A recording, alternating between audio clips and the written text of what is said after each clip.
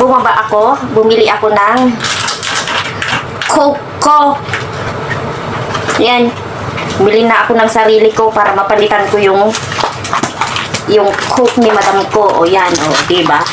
8 ang laman. $23 lang siya. Sa ibang store is nasa $32. Laki ng ano sa may DS. Pero doon sa may Dandan is 23 lang siya. 8 cans na siya. So, papalitan ko 3 para mahiya naman siya sa akin, no? Tapos bumili ako ng panglinis doon sa sala namin, yung mga upuan, ganon-ganon sa kwarto niya. Surface cleanser. Yan, yung binili ko. Tsaka tinapay ko na rin. Diba? Magreklamo pa siya. Ay, naku, makapatikim na siya ng ngaw-ngaw sa akin. O, diba? Yan. So, may chika ako. May chika ako. Pupunta daw dumaan sa feed ko eh. Artista pa yun. Singer. Kasama ni Chavit. Si Elias. Rapper ba yun? Hindi ko alam. Hindi kasi ako fan nun. Pero pupunta daw sila dito. Mag-concert. Yung sa nakita ko, ewan ko kung totoo yung oras na yun, alas 12 daw hanggang alas 6.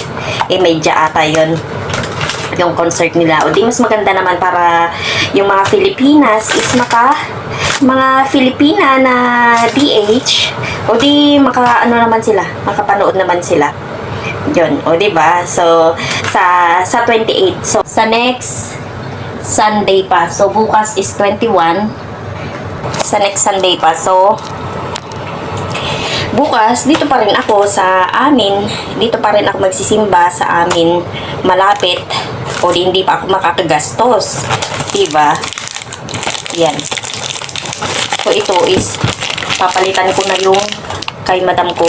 Yung 3. Kasi uminom ako ng 2. Kahapon at saka kanina. Nakakainis siya kasi akala mo naman hindi ko kayang palitan. Pwede ba? May pera naman ako.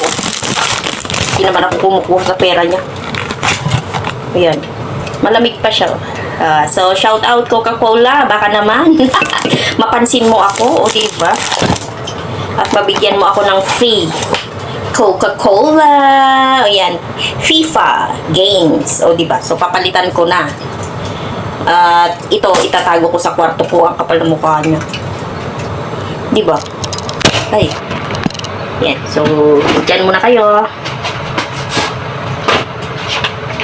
Ayan. At bumili ako kanina ng ice cream ko. Oh, diba?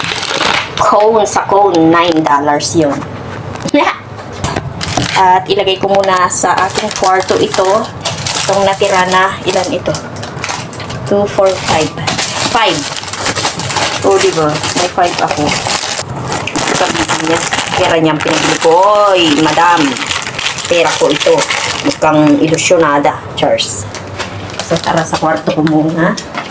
At aking itago ang aking Coca-Cola. Ayan. Ayan. Oh, di ba may sarili ako? Akala niya siguro hindi ko kayang bumili ng akin. Gusto niyo ba? Oh, gusto niyo ba? Malamig pa siya. 330 ml. Yan. At napakasarap niya. Pero hindi na ako pwedeng uminom kasi nga uminom na ako kanina. Baka mag-diabetes ako, Charles. Ayan. At ilalagay ko dyan sa cabinet ko. Para huwag siyang ilusyonada. Nakakainis kasi. Ayoko kasi yung ganun ba? Ayoko yung parang pag-iisipan ka na ano. Eh ano naman kakainin ko kung sakali, di ba? Kaya alam niyang malakas ang ulan. May katok din minsan pag sumigi yung katok niya. Kakatukan niya. Palibhasa matandang dalaga, hindi na tsuktsak. Siguro ganun. Kaya may katok minsan. Buti na lang hindi nagkakasalubong ang bilbil ko, ang ganda. Ang bilbil ko, ang ganda, o diba? Yun o. Ang bilbil ko, ang bilbil ko. Ayan. Yan, akala niya siguro hindi ko kayang bumili ng akin. Tapos pag wala akong tinapay naman, pag umaga, sabihin niya, bakit hindi ka bumili ng tinapay? Tapos pag nagre-reklamo siya na yung parang ang lakas ko daw gumastos. Eh sabi ko, kinakain mo din naman.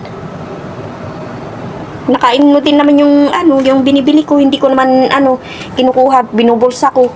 Sabi ko.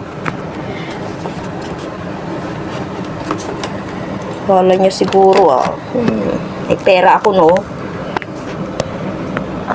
Tapos sabi niya sa akin kapag niya yung sahod ko, ilagay mo agad sa bangko mo kasi namomonitor niya. Pero hindi niya namomonitor na naglalabas ako pag importante. Yan. Pero syempre, hindi na ako pwedeng maglabas. Gawa ng June na. Hindi ko pa alam kung anong magiging judgment, ganun. Judgment day, judgment times, ganun. So, kailangan ko munang i-reserve ang aking kaperahan para sa ganun, if in case, may gagamitin pa rin ako. At maghahanap ako ng pagtataguan ko. Kailangan kong itago kasi minsan nangangalkal siya ng gamit ko ba. Kinakalkal niya ang gamit ko. Tinitignan niya kung ano yung mga gamit ko. Nakakainis, di ba? Samantalang ako, hindi naman ako nakikialam ng gamit niya. Ni yung wardrobe niya, hindi ko pinapakialaman, hindi ko binubuksan. Sa labas lang ako nagpupunas. Pero yung sa loob, hindi ako nagbubukas ng aparador, hindi ako nagbubukas as in. Yung anuhan lang ng bedsheet. Yung taguan lang ng bedsheet kapag ilalagay ko o kukuha ako. Yun lang. Pero the rest, never akong gumalaw.